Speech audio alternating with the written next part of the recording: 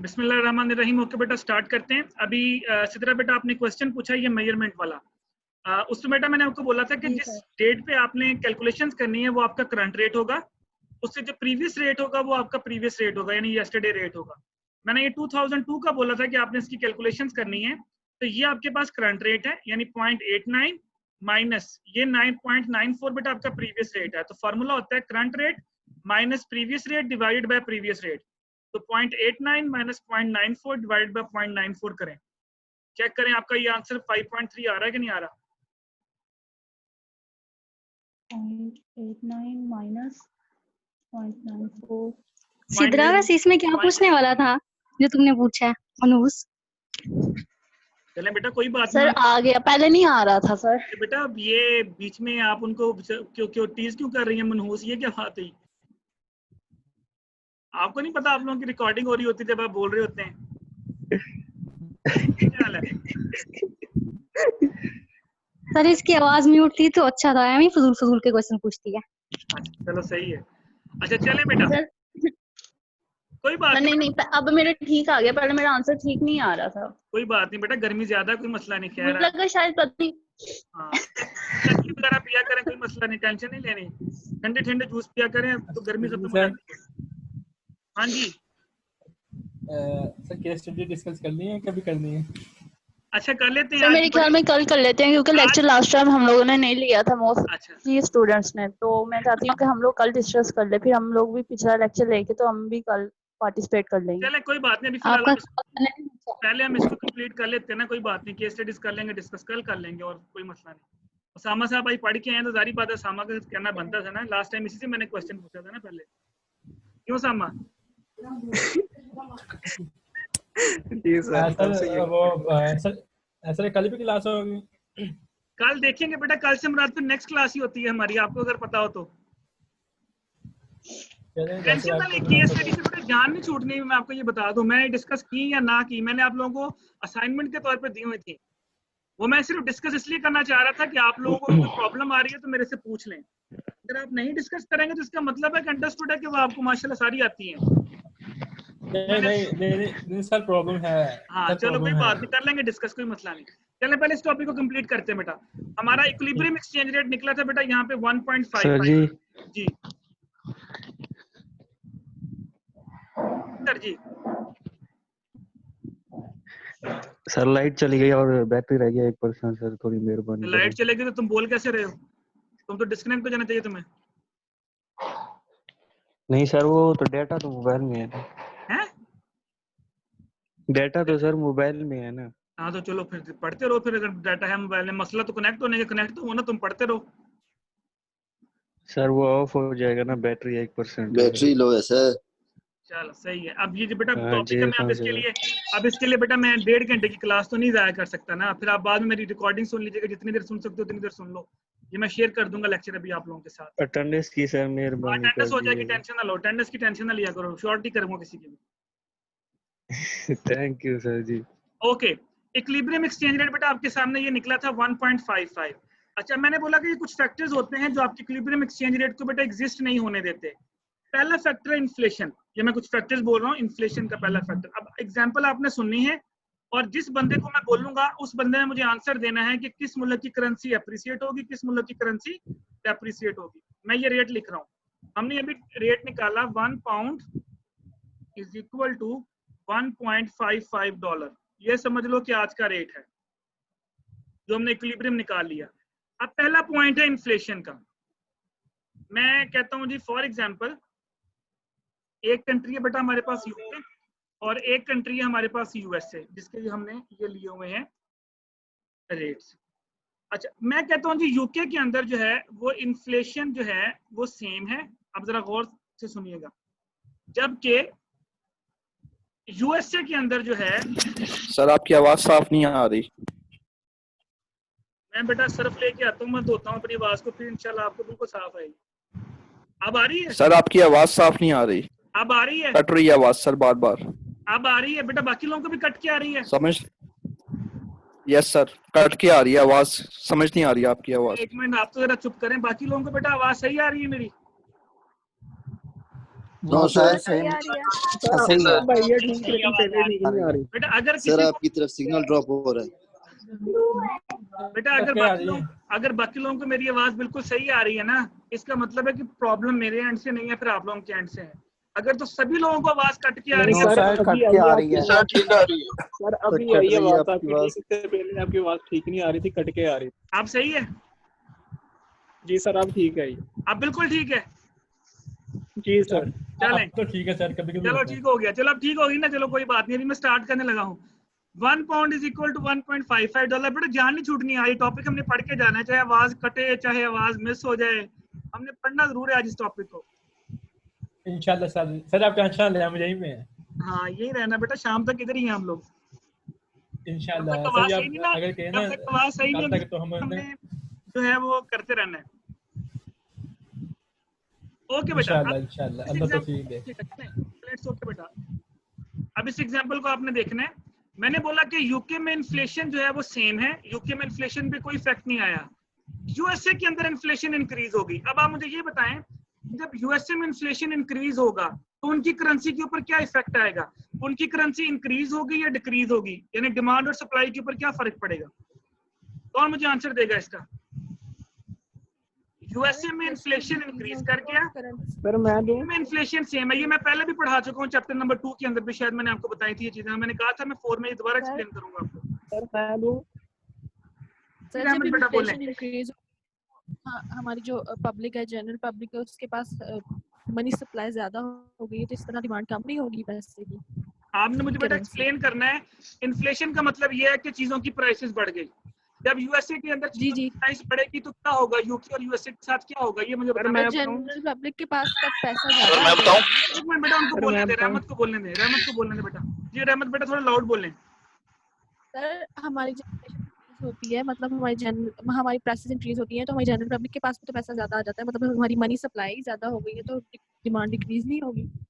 बेटा मैं सिर्फ आपने मेरा क्वेश्चन नहीं समझ रहे। मैं सिर्फ ये पूछना चाह रहा हूँ कि यूएसए की करेंसी के साथ क्या होगा, वो एप्रिसिएट होगी या डेप्रिसिएट होगी? जी कामरान आप बोलें बेटा। सर मैं बताऊं? चले कामरान को बोलने दे, उसके बाद बेटा मैं आपसे लेता हूँ आंसर। जी सर, जब इन्फ्लेशन होगी, लोगों के पास पैसा ज्यादा होगा, तो वो थोड़ी सी चीज के लिए ज्यादा पैसा देंगे, इसलिए डेप्रिशिएट हो जाएगी अच्छा करेंसी। जी तैयब आप बोलो बेटा। यूके और यूएसए को कंपेयर मैं करना। जी बोलें। सर आपने कहा कि वहाँ चीजों की प्राइस ज्यादा हो जाएगी, तो जब चीजों की प्राइस ज्यादा हो जाएगी तो वो ज्यादा इंपोर्ट करेंगे, तो सर इंपोर्ट करने से उनकी करेंसी की वैल्यू सर डिक्रीज होगी। सिंपल सा बेटा लॉजिक है, जो मैंने लास्ट टाइम भी आपको एक्सप्लेन किया था। देखें, जब यूएसए के अंदर चीजों के अंदर इन्फ्लेशन आएगी तो लोग कहाँ पे मूव करेंगे? लोग यूएसए से खरीदेंगे, लोग यूएसए से नहीं खरीदेंगे। लोग किसकी तरफ मूव करेंगे? लोग यूके की तरफ मूव करेंगे, क्योंकि वहां पे इन्फ्लेशन रेट इंक्रीज नहीं हुआ। अब होगा क्या कि यूके के अंदर जब चीजें सस्ती पड़ेंगी तो यूएसए वाले चीजें कहाँ से मंगवाना शुरू कर देंगे? यूके से मंगवाना शुरू कर देंगे। जिस तरह भी आपने कहा कि आप इंपोर्ट अपनी बढ़ा दोगे, जब आप यूके से चीजें इंपोर्ट करोगे तो आपको कौन सी करेंसी ज्यादा चाहिए होगी? किस करेंसी की डिमांड बढ़ेगी? अब आपने यूके को पेमेंट करनी है तो बेटा किस करेंसी की डिमांड बढ़ेगी? अब आपने पाउंड में पेमेंट करनी है, पाउंड की डिमांड बढ़ जाएगी। जब पाउंड की डिमांड बढ़ेगी तो पाउंड क्या हो जाएगा? वो एप्रिसिएट हो जाएगा। यानी वो पाउंड जो $1.55 का है, मे बी वो पाउंड कितने का हो जाए? $1.65 का हो जाए मे बी। हुआ क्या? अब दोबारा सुने, यूएसए के अंदर इन्फ्लेशन बढ़ी। मैं पहला पॉइंट एक्सप्लेन कर रहा हूँ, बाकी पॉइंट आप लोगों ने इसी तरह से एक्सप्लेन करने जब मैं पूछूंगा। यूएसए के अंदर इन्फ्लेशन बढ़ी तो आपको अपने मुल्क में चीजें महंगी मिल रही हैं, तो यूएसए वालों ने क्या किया? बाहर से इंपोर्ट करना शुरू कर दिया। जिस मुल्क से भी इंपोर्ट करेंगे, मैं यहाँ पे यूके ले रहा हूँ, बाहर से जब आपने इंपोर्ट किया तो आपको पेमेंट करनी पड़ेगी यहाँ पाउंड में। जब आपको पेमेंट करनी पड़ेगी पाउंड में, तो पाउंड की मार्केट में क्या होना शुरू हो जाएगी? डिमांड बढ़ना शुरू हो जाएगी। जब उसकी डिमांड बढ़ेगी तो पाउंड मार्केट में क्या कर जाएगा? एप्रिसिएट कर जाएगा। देखिए यहाँ पे पाउंड एप्रिसिएट कर गया और डॉलर क्या हो गया आपके साथ? एप्रिसिएट हो गया। वो पाउंड जो पहले 1.55 का मिल रहा था, वही पाउंड अब आपको 1.65 का मिल रहा है। अंडरस्टैंड बेटा? एग्जांपल समझ आई इसकी? जी बेटा पहले एग्जांपल समझ आई? Excuse me sir. जी जी जी बेटा।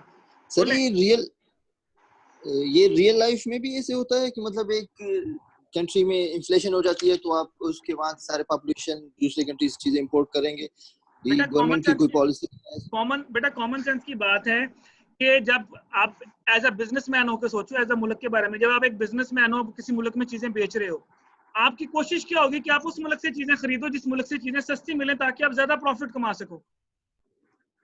हमारी यही कोशिश होगी ना कि हम जिस मुल्क उस मुल्क से खरीदेंगे जहाँ पे क्या होगा कि हम लोगों को चीजें सस्ती मिलेंगी ताकि हम लाके उसको बेच सकें। रियल लाइफ में बेटा ऐसे ही होता है, रियल लाइफ के अंदर भी ऐसे ही होता है। अब मैं आपको एग्जांपल देता हूँ। सबसे पहले जिसको हम कहते हैं कि ये एक बड़ा अनयूजुअल सा प्रॉब्लम है कि जो चाइना है उसकी करेंसी क्यों नहीं इंक्रीज हो रही,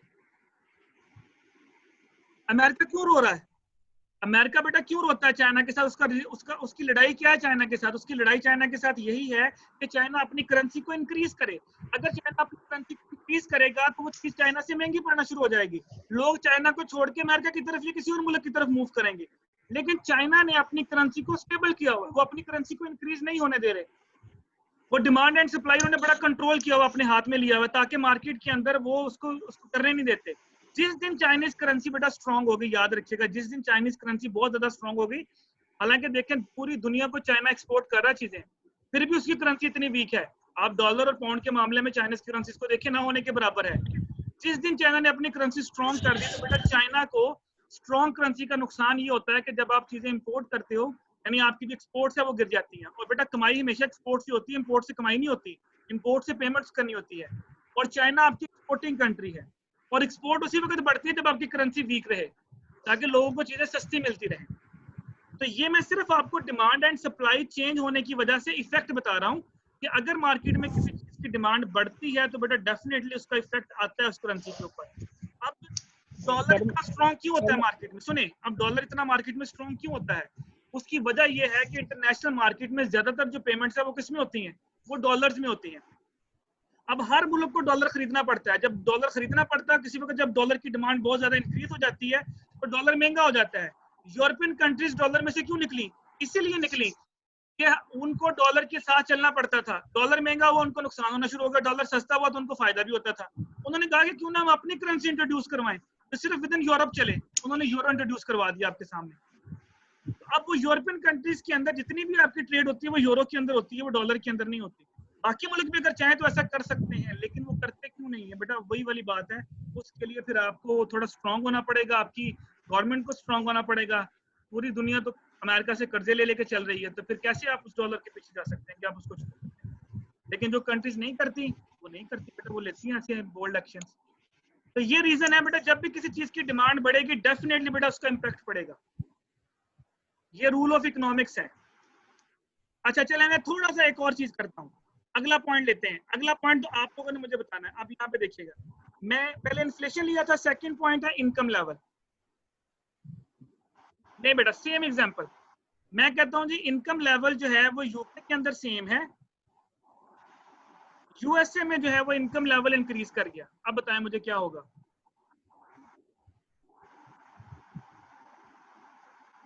यूके के अंदर इनकम लेवल सेम है, यूएसए के अंदर इनकम लेवल जो है वो इंक्रीज कर गया। इसी तरह तो सर जब हमारी इनकम इंक्रीज हो सेम जाएगी इम्पैक्ट तो हम होगा लोग ब्रांड्स की तरफ जाएगा जी। सेम इम्पैक्ट यही होगा जी बेटा, अब जब आपकी इनकम लेवल इंक्रीज करती है तो बेटा क्या होता है कि फिर हम ब्रांडेड प्रोडक्ट्स की तरफ जाते हैं। जब आप ब्रांडेड प्रोडक्ट्स की तरफ जाएंगे तो फिर आप बाहर से इंपोर्ट करना शुरू करोगे। फॉर एग्जांपल यूएसए वाले यूके से इंपोर्ट करना शुरू कर देते हैं, तो बेटा वंस अगेन इसका इंपैक्ट किसके ऊपर पड़ेगा? पाउंड जो है वो आपका स्ट्रांग हो जाएगा और डॉलर जो है वो आपका वीक हो जाएगा। तो दीज आर द कॉन्सेप्ट जो आपकी demand and supply equilibrium exchange rate को चेंज करती रहती है। यानी मार्केट में कुछ ऐसा हो जाता है जिसकी वजह से आपकी डिमांड एंड सप्लाई कर्व ऊपर नीचे मूव करती रहती है। इंटरेस्ट रेट बेटा, थर्ड पॉइंट। चलें, अब ये आपने गौर से सुनना है। इंटरेस्ट रेट जो है यूके के अंदर उसमें कोई फर्क नहीं पड़ा, और ये इंटरेस्ट रेट मैं आपको बताता हूँ, ये आपकी इन्वेस्टमेंट्स के ऊपर है। चलें,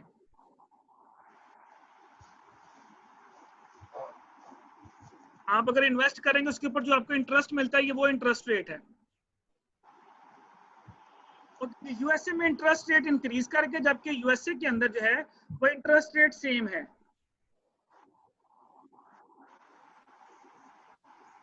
ये मुझे आंसर देंगे जी उजाला बेटा आप बताएं।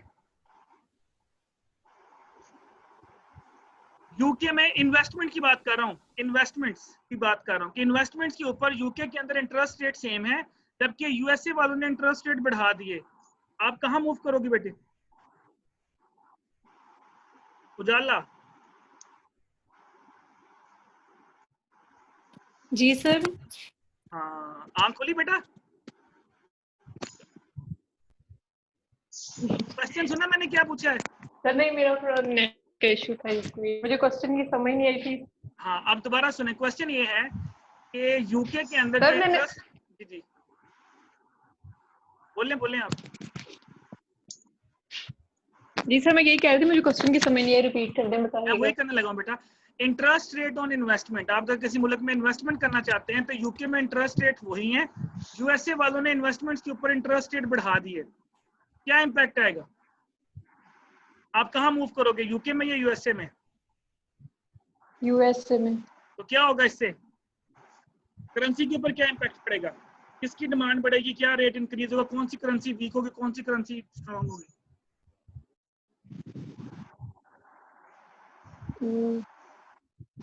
आप यूएसए में जाएंगे, आप यूएसए के अंदर इन्वेस्टमेंट करेंगे तो आपको क्या चाहिए होगा? कौन सी करेंसी चाहिए होगी बेटा? उस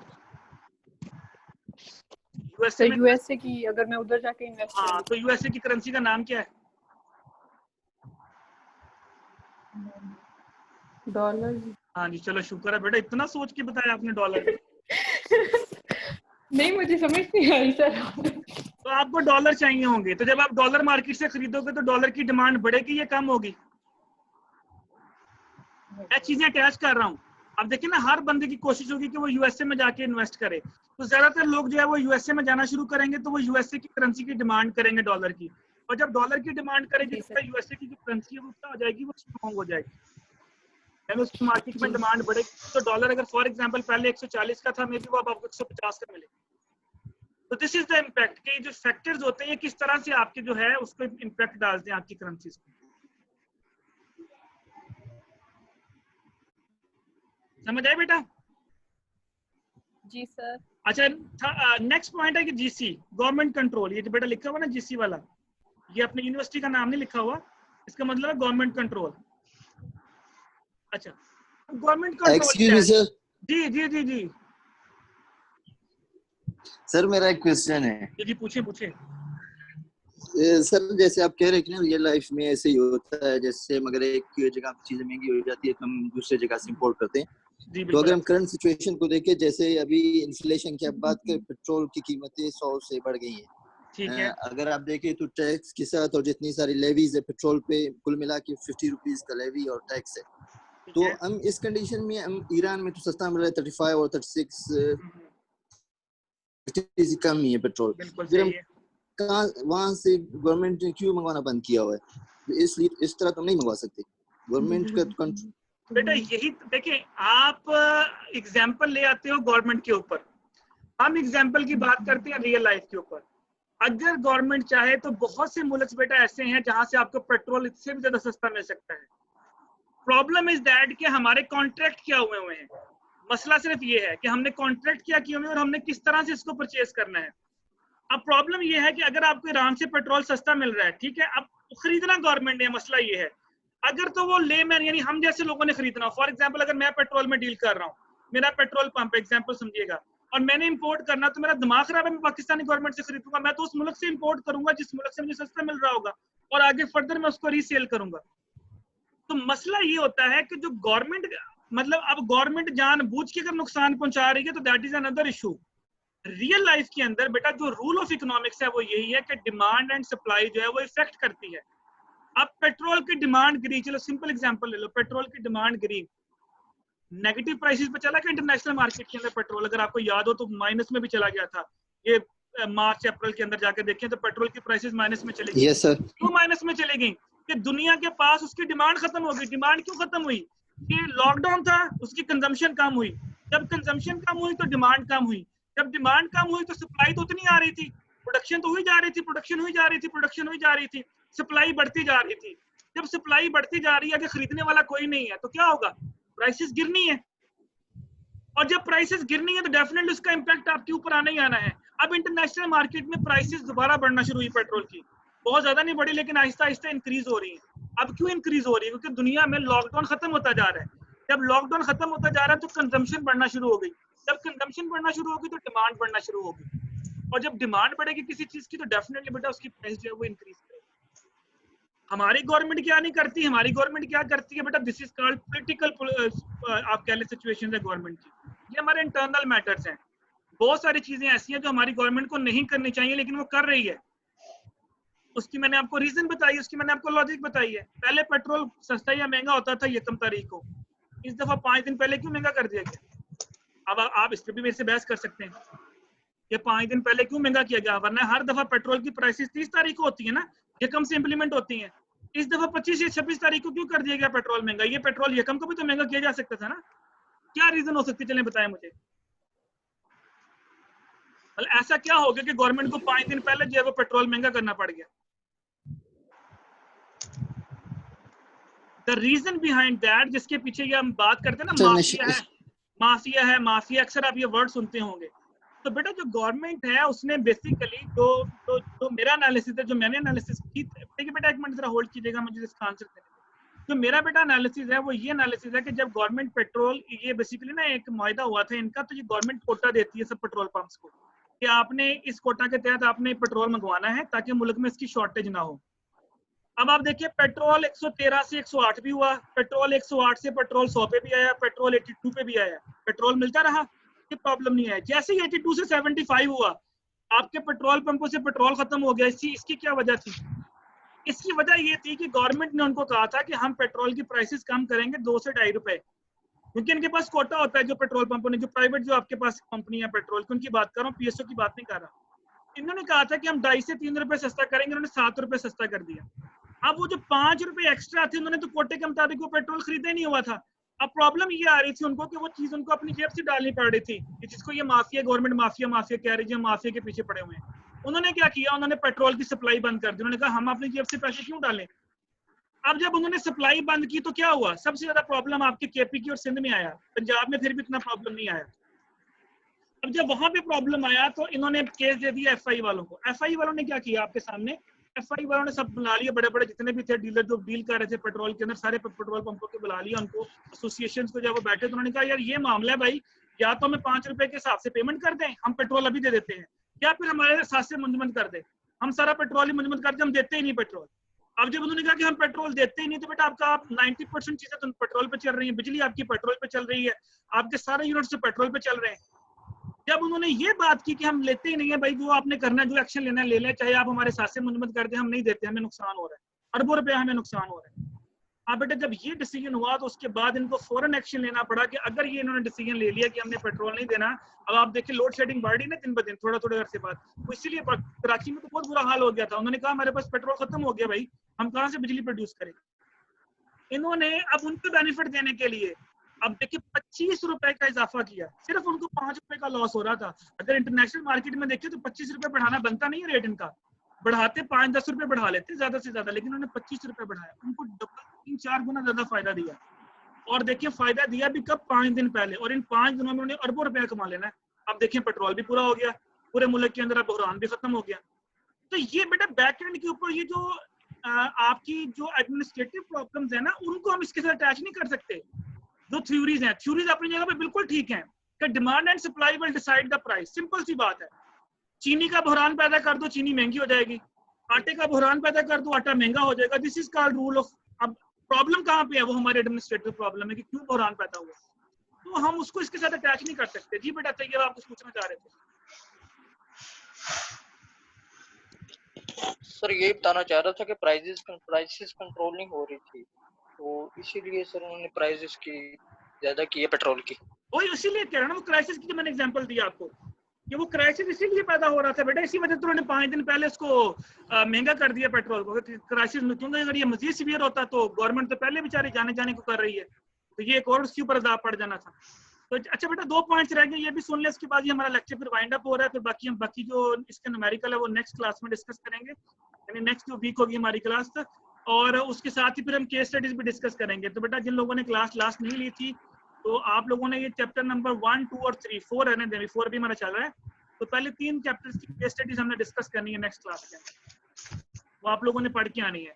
अच्छा, गवर्नमेंट कंट्रोल क्या बेटा? गवर्नमेंट कंट्रोल का मतलब होता है कि अगर गवर्नमेंट कोई टैक्सेस लगा दे, चलें सपोज करे मैं कहता हूँ जी कि जो यूएसए की गवर्नमेंट है उसने अपने इंपोर्ट्स के ऊपर टैक्सेस बढ़ा दिए यूके के साथ। सुनिएगा, यूएस गवर्नमेंट ने इंपोर्ट्स के ऊपर टैक्सेस को इंक्रीज कर दिया, तो क्या इंपैक्ट पड़ेगा करेंसी के ऊपर, यूएस की करेंसी के ऊपर? यूएस गवर्नमेंट ने इंपोर्ट्स के ऊपर टैक्सेस बढ़ा दिए, कौन सी करेंसी वीक होगी? पाउंड वीक होगा या डॉलर वीक होगा? पाउंड के साथ कंपेयर करना है आपने इसको, बताइए। सर पाउंड वीक होगा अगर यूएस ने टैक्स लगा दिया। जी बिल्कुल, पाउंड कैसे वीक होगा? जब यूएस गवर्नमेंट ने इंपोर्ट्स पे टैक्सेस बढ़ा दिए तो अब आप इंपोर्ट करना बंद कर दोगे यूके से, क्योंकि आपको वो चीज महंगी पड़ रही है। जब आप यूके से इंपोर्ट करना बंद करोगे तो यूके की जो करेंसी की डिमांड है वो डिक्रीज होना शुरू हो जाएगी, क्योंकि वहां से हम पहले खरीद रहे थे तो हमें पाउंड में पेमेंट करनी पड़ रही थी। अब हम वहां से नहीं खरीदेंगे तो पाउंड के ऊपर क्या इफेक्ट आएगा? नेगेटिव इफेक्ट आएगा। मैं हमेशा कंपैरिजन बेटा 2 कंट्रीज के पॉइंट ऑफ व्यू से पूछ रहा हूँ आपको। तो पाउंड वीक हो जाएगा और आपकी करेंसी डेफिनेटली वो वहीं पर रहेगी जहां पे वो थी, पाउंड के मुकाबले में वो स्ट्रांग हो जाएगी, आप इसको इस तरह कह सकते हैं। अच्छा बेटा, एक्सपेक्टेशन लास्ट पॉइंट। अगर मैं ये समझता हूं कि फ्यूचर के अंदर एक्सपेक्टेशन की बात कर रहा हूं, फ्यूचर के अंदर जो पाउंड है वो इंक्रीज होने वाला है, मेरी एक्सपेक्टेशन कह रही छठी कैरी फॉरकास्टिंग कह रही है, तो क्या होगा?